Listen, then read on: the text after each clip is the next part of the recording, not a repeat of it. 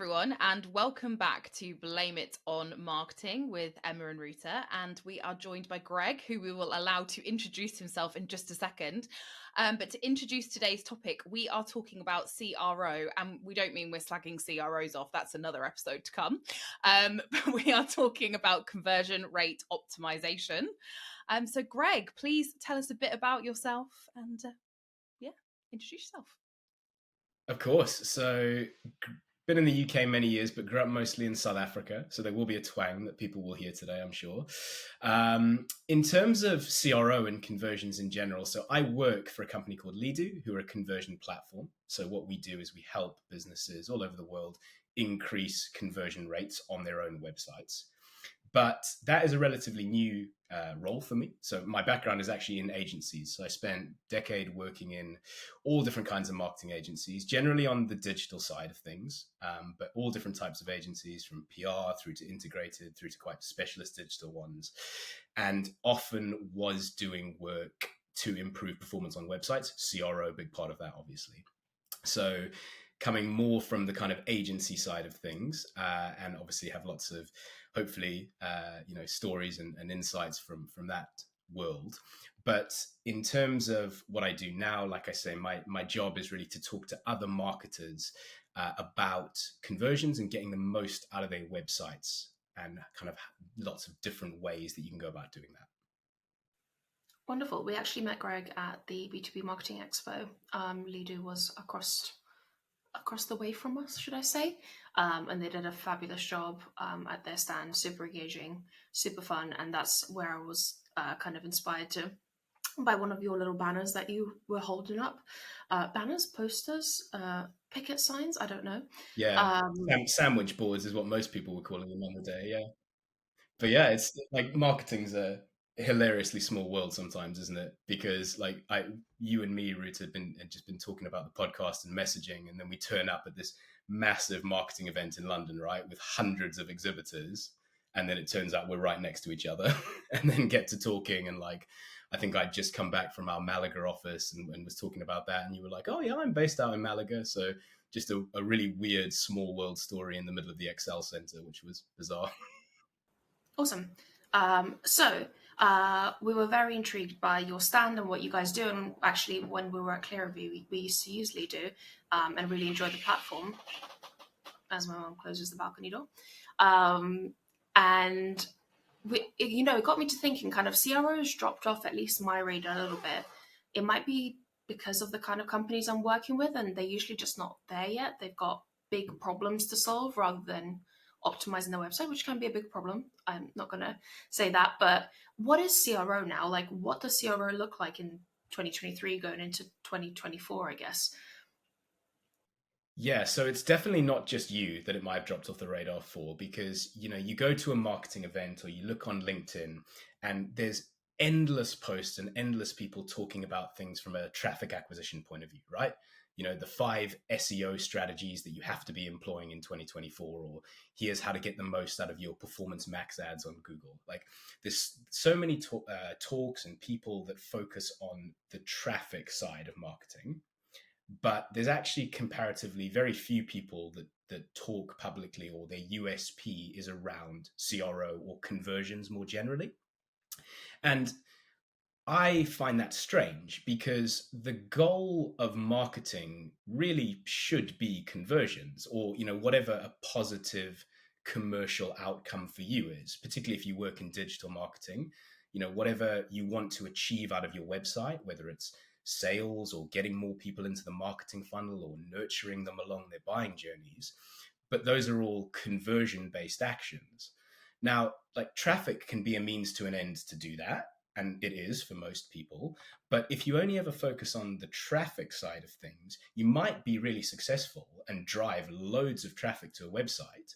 But if it doesn't convert, have you ultimately achieved what you set out to do?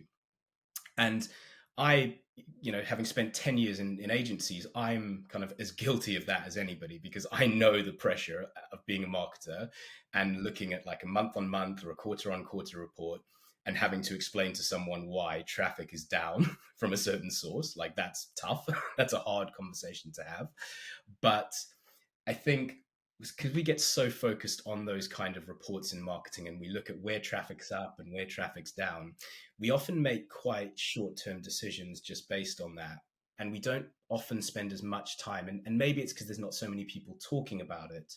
We don't often spend as much time looking at it from a conversion and a lead point of view. Like, is this traffic that I'm driving actually bringing in leads?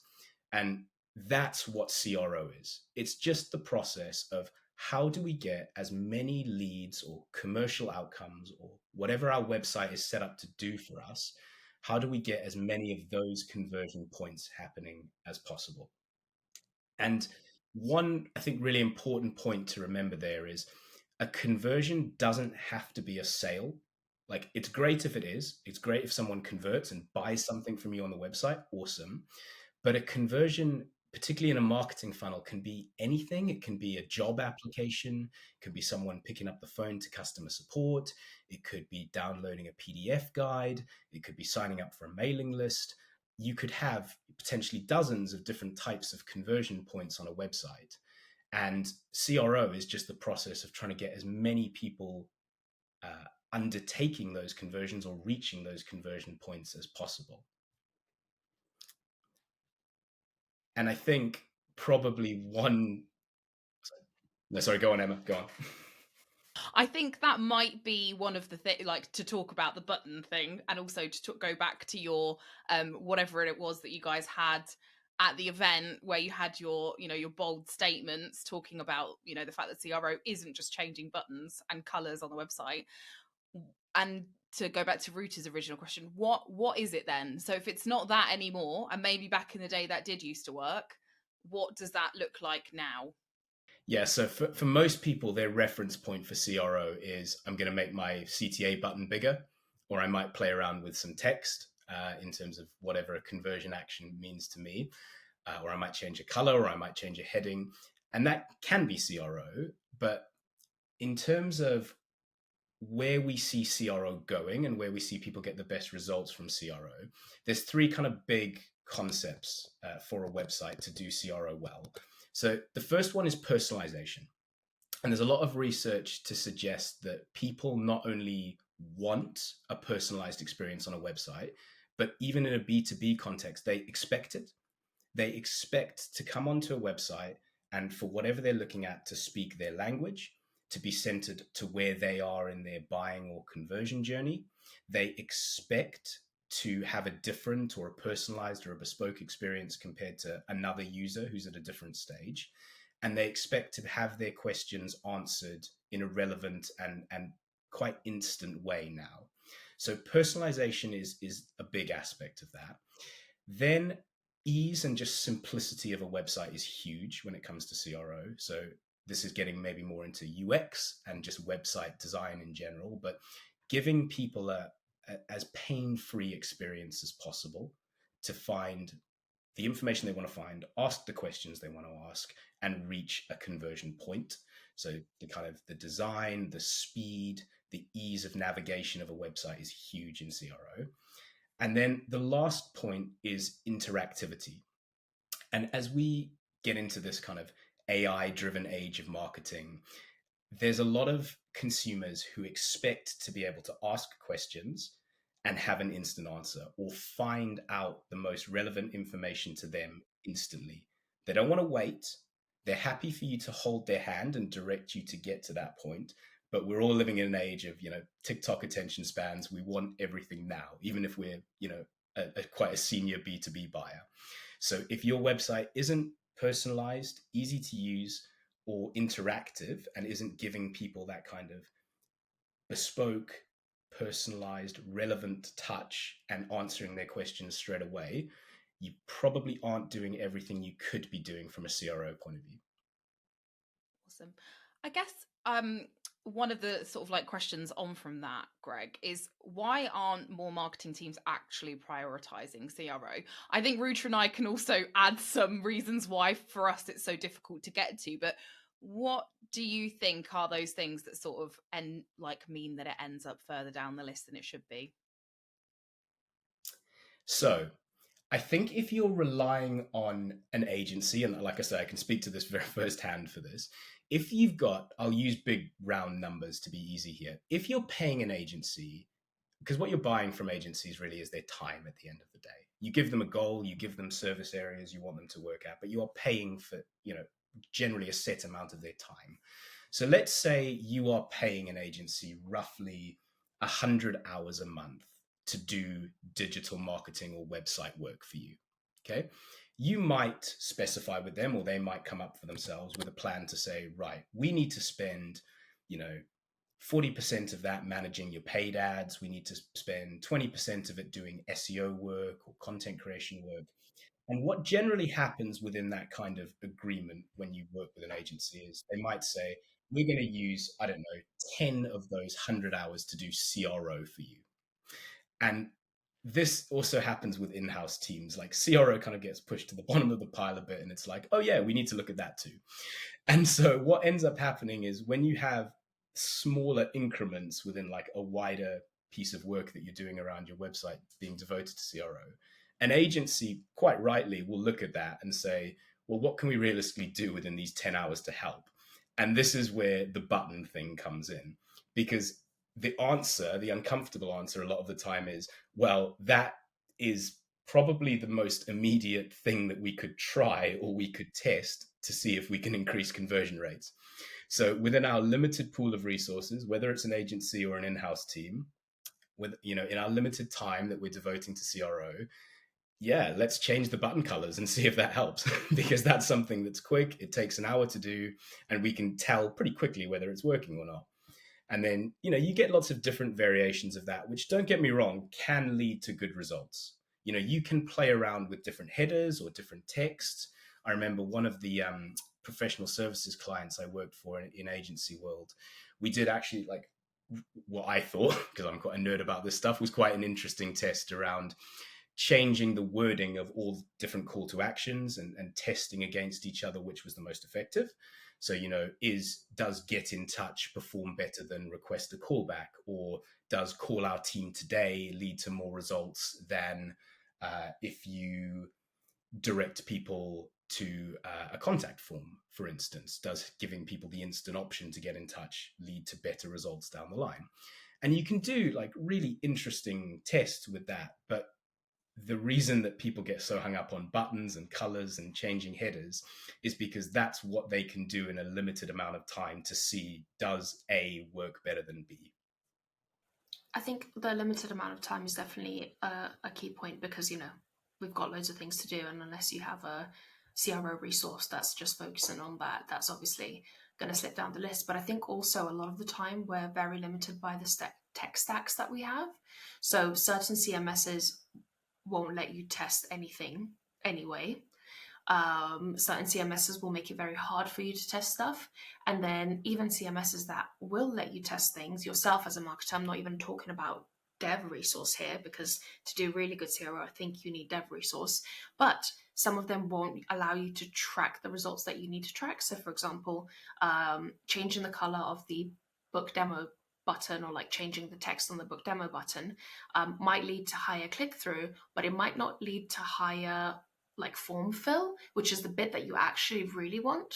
So you can't kind of do that through kind of reporting and pipeline unless you're really on top of it, and like you're really, tracking everything and you've got everything down to a T. So I think that's why maybe some companies do start with CRO, but they quickly realize that actually it's really hard to accurately test stuff, and also it's really hard to test stuff in the first place. So because of that difficulty, it just kind of falls to the wayside a little bit.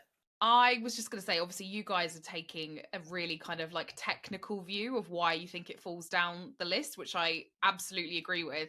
I think there's also like fundamental issues when it comes to people being aligned around their goals.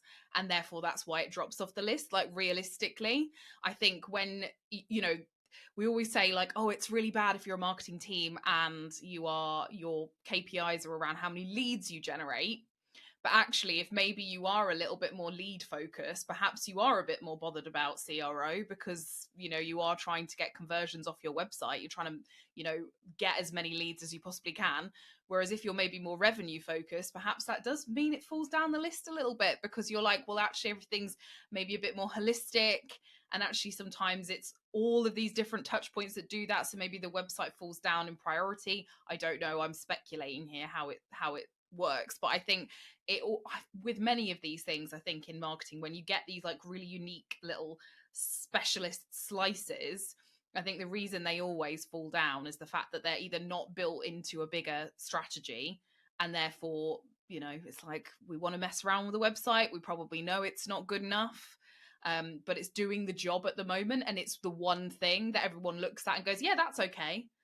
Even though deep down as a marketer, you might be looking at it going, it's not, but I don't have time. And also I don't have any goals that align that mean that I've got time to do it. It's so true. So we often hear marketers talk to us and say, going back to the traffic point, we know if we drive a certain number of sessions every month, the website will convert roughly the same percentage that it always has, and that means I'll get X number of leads. And that speaks to marketers only thinking about the website as a lead capture tool. But the way that we kind of encourage marketers to think about their website is, your website is your digital storefront. And if you imagine that there is no internet, if you imagine that we're living in a pre-internet age and we've all got brick and mortar stores, okay? If I go into a store and it is the most beautifully laid out store in the world, like lovely lighting, there's tons of great products on the shelves that I can touch and play with and see, really well positioned store, really a nice atmosphere to be in, right? And if I go into that store and I'm looking around, if there's no staff, if there's nobody there to answer my questions, if there's nobody there to greet me, if there's nobody there to help me check out on the till process, if there's nobody there that I can ask, do you have this in a different size, or this style over here? Do you have this in a different fit, or what's the warranty on this product over here? If there's nobody there to answer those kind of questions for me and particularly help me in the checkout process, it can be the best looking store in the world, but I'm probably not going to buy anything. And that is the kind of experience that a lot of websites give you.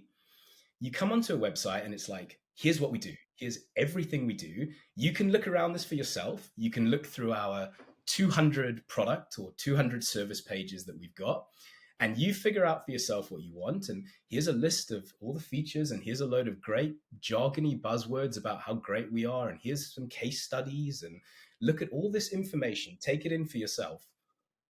But there's no helping hand. There's no person. There's no personalized experience to answer my questions as a website user. And that, when you kind of frame it like that, it helps people realize, okay, my website isn't just there to sit in the background and capture leads for me. My website is my digital store. And particularly in a world where everybody does their buying decisions and their research online, like even really specialist B2B buyers, they are going to, the research suggests it's more than 80% of buying decisions and research touch points happen online now. In that kind of world, if your website doesn't have that sales assistant, doesn't have that customer assistant in the storefront, are you really doing everything you can to help convert potential buyers?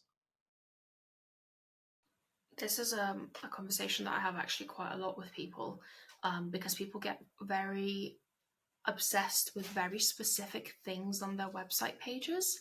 So like a specific word or a specific image or whatever it might be. And I kind of have to be like, that's great, that's fine. But chances are that whoever's looking at this website, they're going to be looking at it for less than 10 seconds, like that specific thing that you're talking about. So, it's actually more important to make sure that they can find the information they need very quickly than over perfect and overthink and over intellectualize what you're doing. Because you know what? People don't read properly. I don't read properly. I skim everything. So unless the information's there for me to skim, you're going to have a very hard time selling to me, which, that point of, I love the analogy you used about the storefront and nobody being there to do anything, which, I think Amazon's getting around, right? But there's, you have to be able to interact and find the things you need and get to the point where you need to either talk to someone or sign up or whatever it is. And I totally agree. I don't think most, especially not to be shady, but to be shady, B2B tech companies where sales cycles are long are even bothering with any of that on the website. Like, some of them don't even have pricing on the website still. So I know, it's like that whole thing of like, you just need to get to the point really quickly and clearly, because people do not have time. Yeah, your analogy, Greg, perfectly sums it up. If I walk into Tesco and the self-service checkout's not working, there's no one behind the till, I walk out. That's what you do. You don't stand around and wait. And a website is even worse because we just don't have the attention span.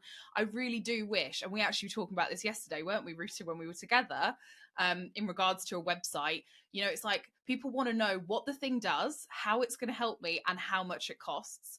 And if you can't answer those 3 questions probably in about 10 seconds, you've lost someone. You've potentially lost a sale. Like, people do not hang around anymore, especially like if you've got, in B2B SaaS, depending on who your buyer is, it might even be quicker. If you're selling to a bunch of marketers and salespeople, you can kiss goodbye to that sale if you don't give people the information up front.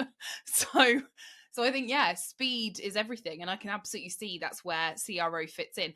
I do wonder, though, and this is not a question that we've prepared you for, Greg, but I do wonder if that ever acts in tension with when people are making like SEO recommendations, because I can see that sometimes there might be a conflict there around how you actually get your web. I know obviously a massive part of SEO is the technical performance of your site, which is naturally going to impact your CRO, but do they ever act in tension? Have you ever seen that where people are like, no, we're so focused on SEO, we don't have time for this over here?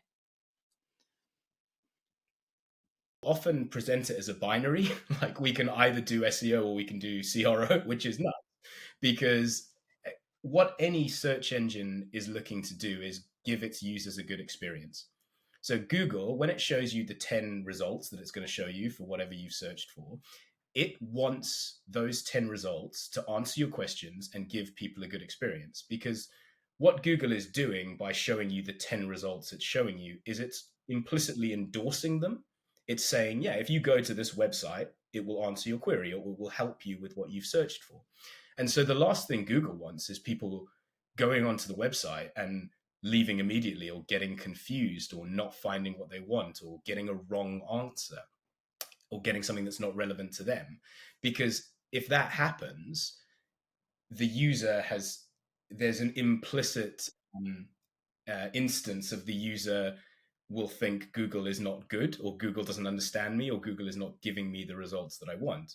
And so there's a huge discussion within SEO about how much things like bounce rate or time on site affect SEO ranking factors. But SEO and the results a search engine serves you, they want people to have good, relevant experiences on a website. And so there's no reason that needs to be at odds with CRO and all of the things that we're talking about. So in terms of, you kind of mentioned your agency, obviously background, and some agencies, either deprioritizing CRO or kind of just doing what they can essentially. But how do you actually, if you wanted to get an agency to do CRO, how do you make sure you're not, getting fleeced, or you're making the most out of that relationship if that's what you actually want, is that you want them to work on your CRO?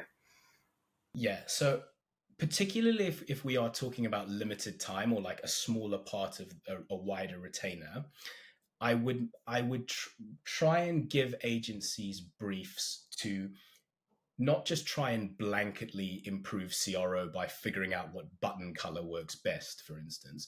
I would say, here are pages that get a lot of traffic already, or that we know that our potential customers visit. And I would say, what could we do on individual pages? Do them one at a time if that's all that you've got in terms of capacity. But what can we do on these individual pages to get more conversions from that? So an example within Leadoo, for instance, we have a customer they make luxury holiday experiences for people. They're a luxury travel brand. So you can rent, very expensive villas in the Caribbean, for instance, wonderful, through this company, and they'll create like a bespoke high-end experience for you. They have a blog. They're quite a small company in the grand scheme, but they have a blog that ranks amazingly well for direct flights from New York to the Caribbean. Okay. And you can imagine that there's a ton of people in New York who want holiday inspo, and the Caribbean's a natural destination for them to look at. So this page gets, thousands and thousands of organic sessions a month because it ranks really well for flights from New York to the Caribbean. So that for them, from an SEO point of view, is a huge coup, right? They're getting loads of traffic to this page. But what we found with them was, even though they were getting tons of traffic to the page and it had ranked well for months, they didn't have a single sale from organic traffic landing on that page. Okay, because it was a very well written blog. It was a very well optimized blog from an SEO point of view. So it listed out like 17 different Caribbean destinations you could go to. Wonderful. Gave you like a brief, there was good internal links. You can look at villas if you want to look at Barbados or Turks and Caicos. You could go to each individual section and see nice pictures and look at, internal links to those villas. But all the call to actions on that blog were buy your Barbados holiday now, or buy your Antigua holiday now. And if you think about someone who has searched for direct flights from New York to the Caribbean, they are probably at the earliest stage possible. They're just looking at where they can even go. They haven't got a destination in mind. They haven't got a type of holiday in mind necessarily.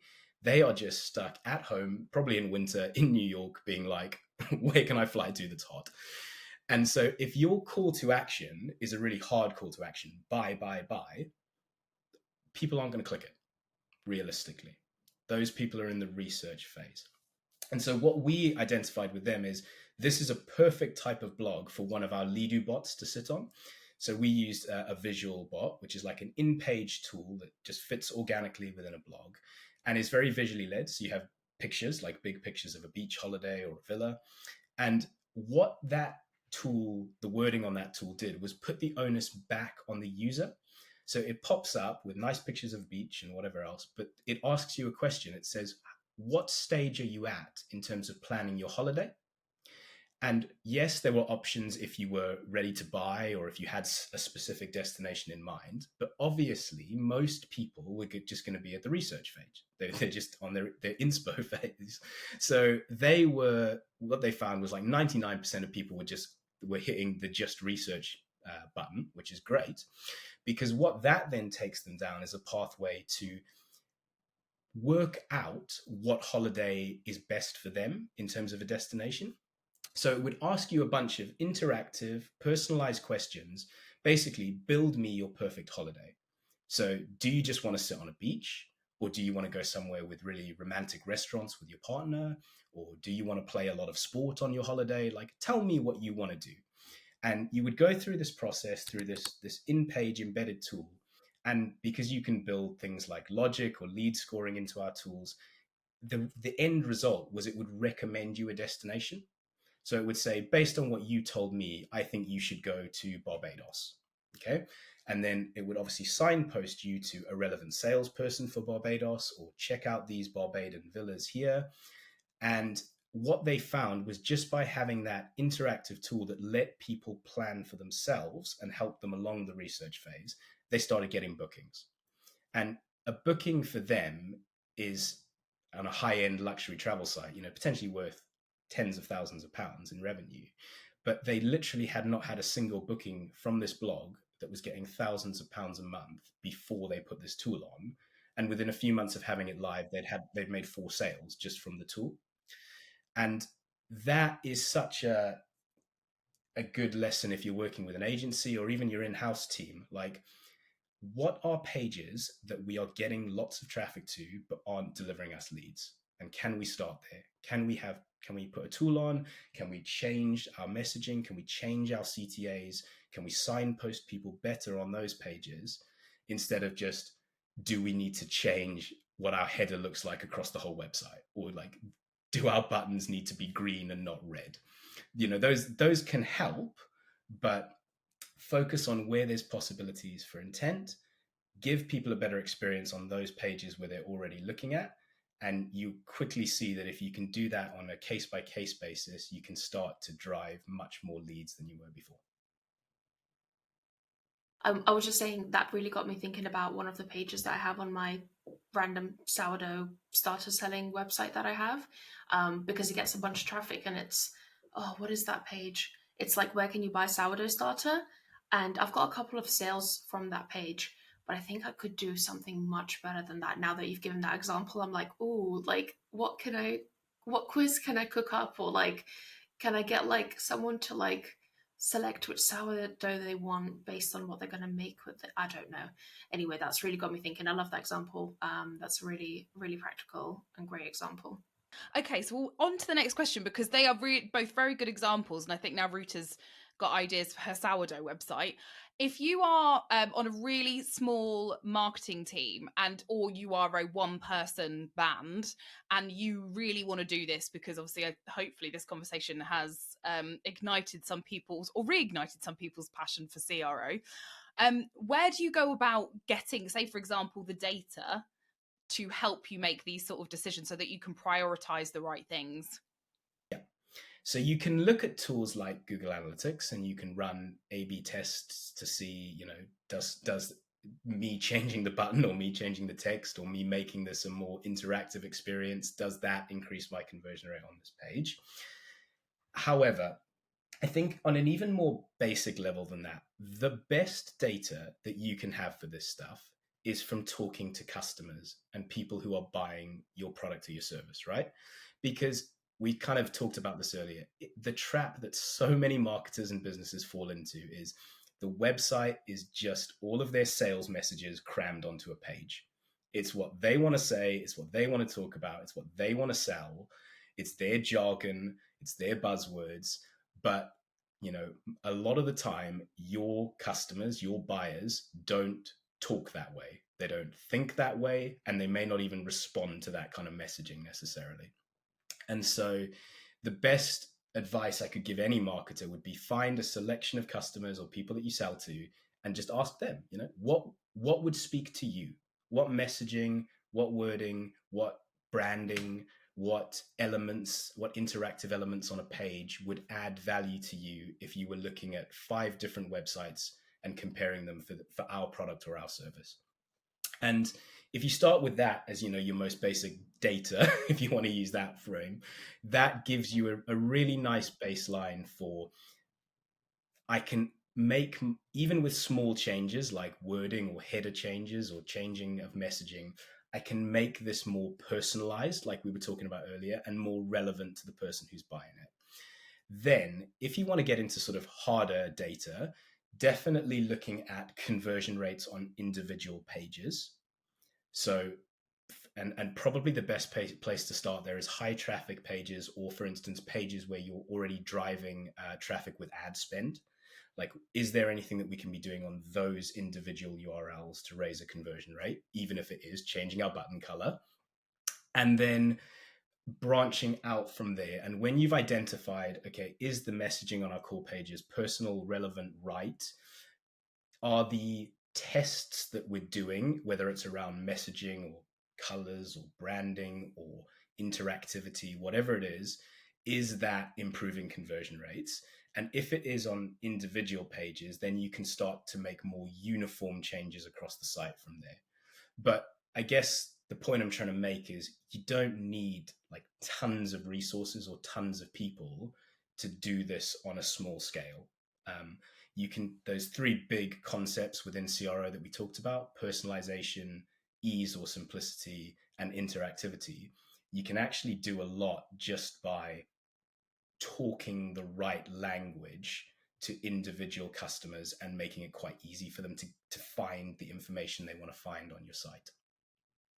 I don't know if it's something that I've forgotten or something that I just haven't thought about in a long time, but the fact that you can't treat CRO as this like beast of a thing that's just what is the website conversion rate?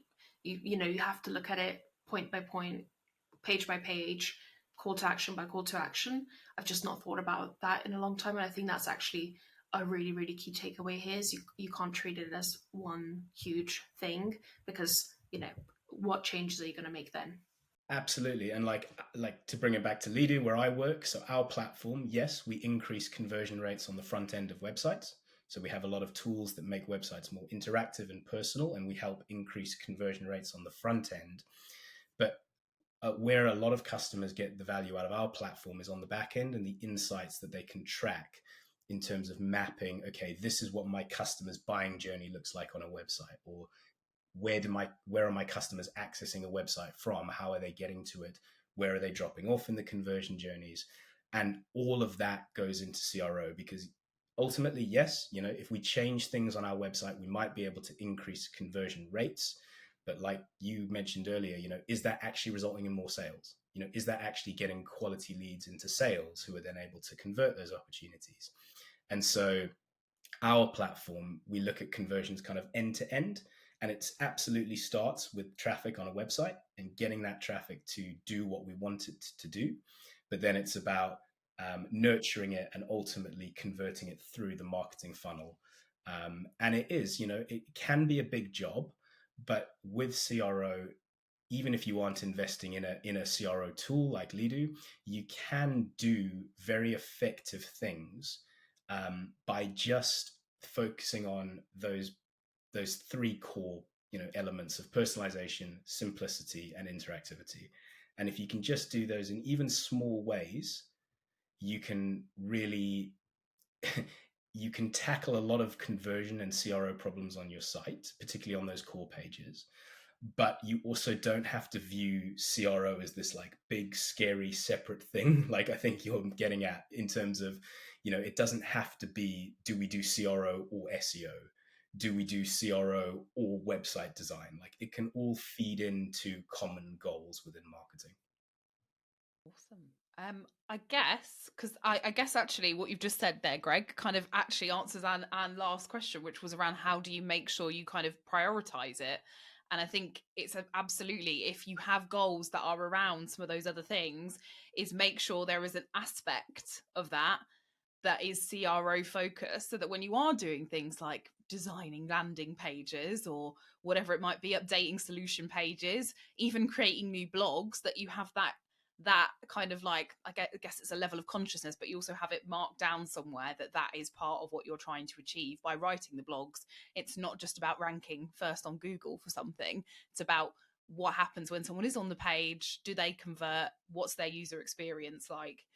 So all very good advice there. The last question we always ask everybody, though, is there anything else we should have asked you?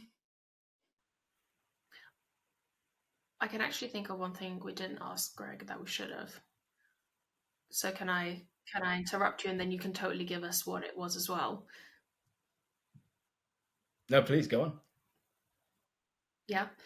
So working with small companies, as I kind of alluded to at the beginning, sometimes whether it's a founder or a salesperson or whatever it is, people get very attached to the website and what's on the website. And I'm sure everyone has experienced this. You change something on the website and people freak out.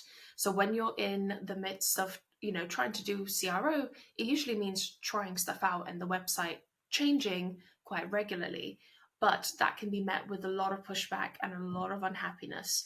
I don't know if you have anything to tackle this, or if you have any good stories to tell us from your agency days, probably, around kind of working out that bit of CRO, because I guess it's completely the not technical, the not marketing work side of things. It's the like people management side of stuff. Yeah, 100%. So the worst, I think probably the wrong way to go about it, particularly if you are dealing with people who are quite precious about what's on the website, is don't just test things based on your hypothesis. Don't just be like, well, look, we as a team think that if we change all the buttons to red, we'll get a higher conversion rate. Like, you might be right, that might be correct, but don't make big, particularly wholesale changes on like a theory or a whim. Like, try and evidence it. And going back to the point about talk to customers, if customers are telling you, look, what I would really want to see on this kind of solution page is just a 2-minute video that I can share around or that I can point people towards, then you've got a reason to say, we're putting a video here. And you can say, look, whether this ultimately increases the conversion rate or not, this is what customers told us. Or when we changed our messaging or our header on this page, we can see that in Google Analytics, the conversion rate went up in this way. So we would like to do that kind of thing on other pages as well. Okay. So it's when you can evidence decisions, or if you can find research online that says changing your buttons to red in a study of 100 websites increased conversion rates 15%, great. But where I think people get into trouble, and I saw this so often in agencies, is when you say we're going to test something and you don't evidence it or give the logic as to why you're testing the thing you're testing. And it's sometimes it's a bit tough for agencies or even in-house teams, because they might know from experience that something has worked. They might know, like, right, putting more of these type of call to actions in the page, we know based on our work either in other websites or with other clients, we know this generally works. So that's the first test we'd like to run. But not every stakeholder knows that.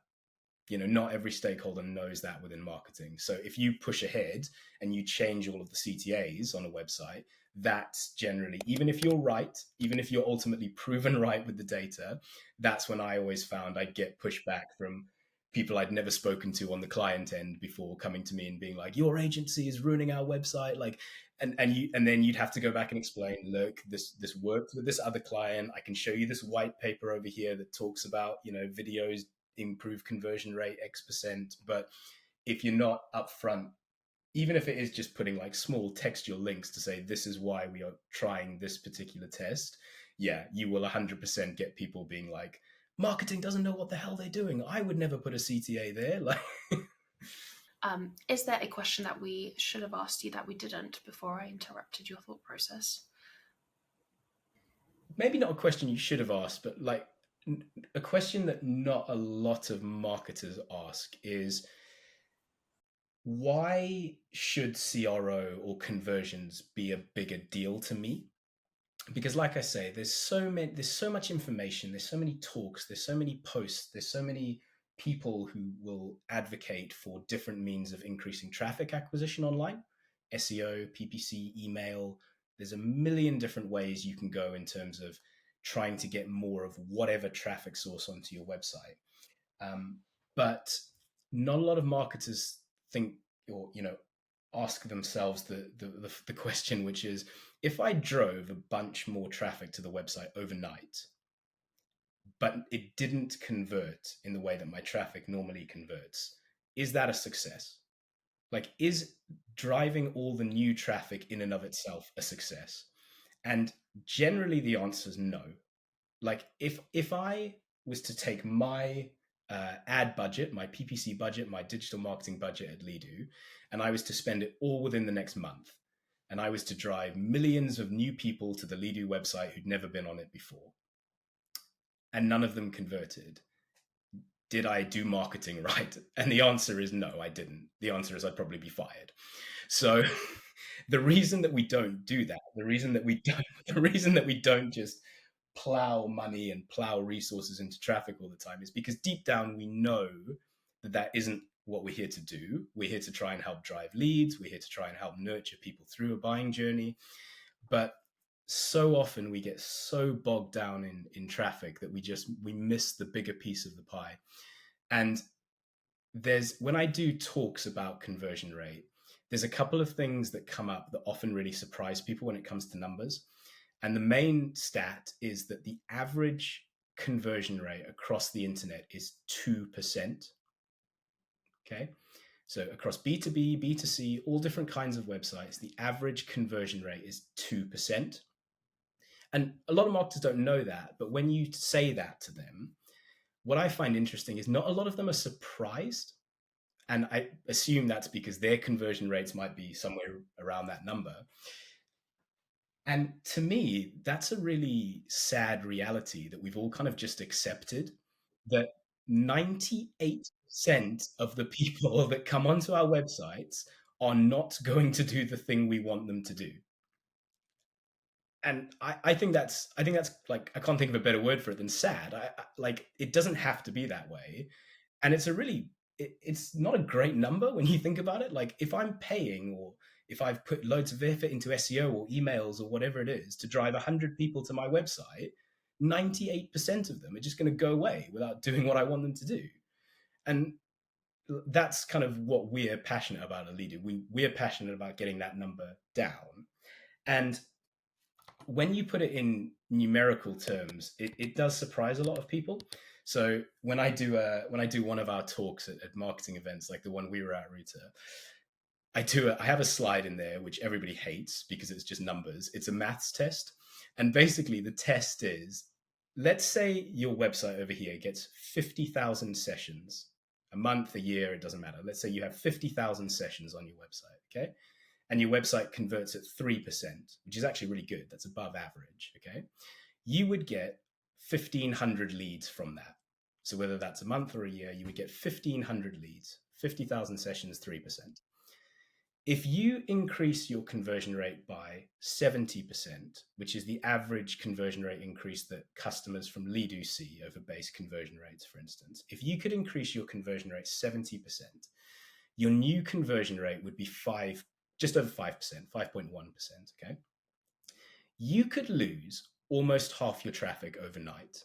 You could go from 50,000 sessions to 30,000 sessions, like half your traffic gone.